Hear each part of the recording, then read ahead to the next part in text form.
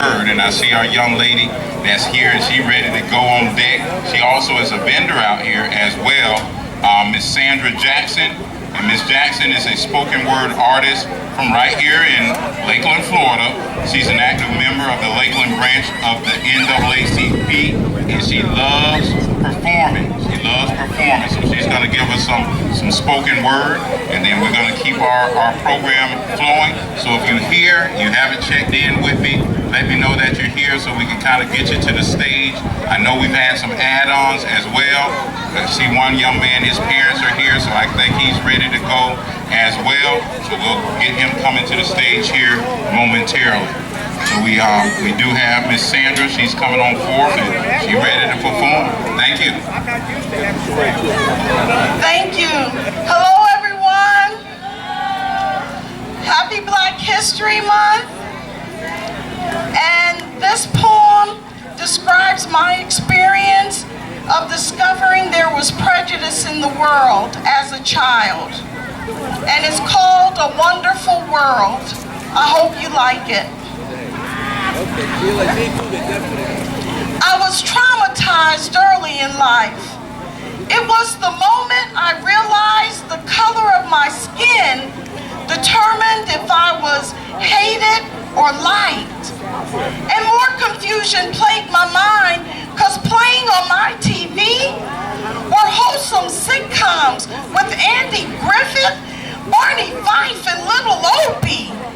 Even Lucille Ball and all the cartoons depicted a world which could never be so cruel as to have segregation, discrimination, and bombings of black churches, assassinations of presidents, and our beloved civil rights leaders.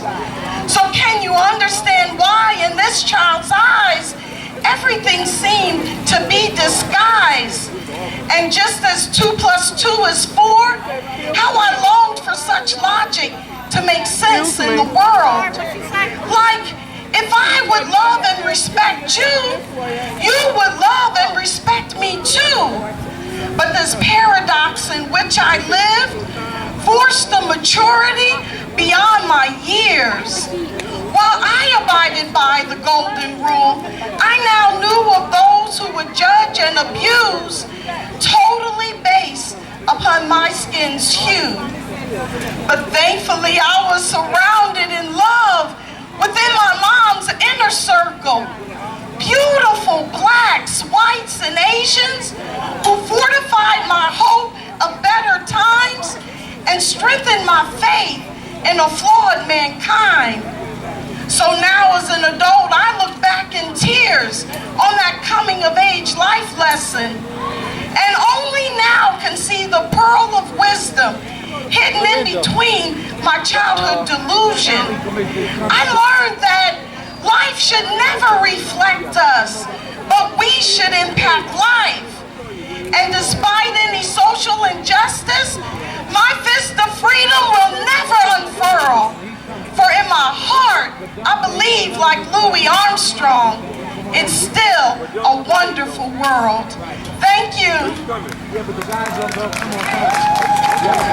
Right, Miss Sandra Jackson, they snapping it up and everything out there. So we appreciate Miss Sandra Jackson. Check her out. She's out here. She has a booth, and she's also with the NAACP as well. So we got another young man getting ready to come to the stage. His name is Rashid Williams. We got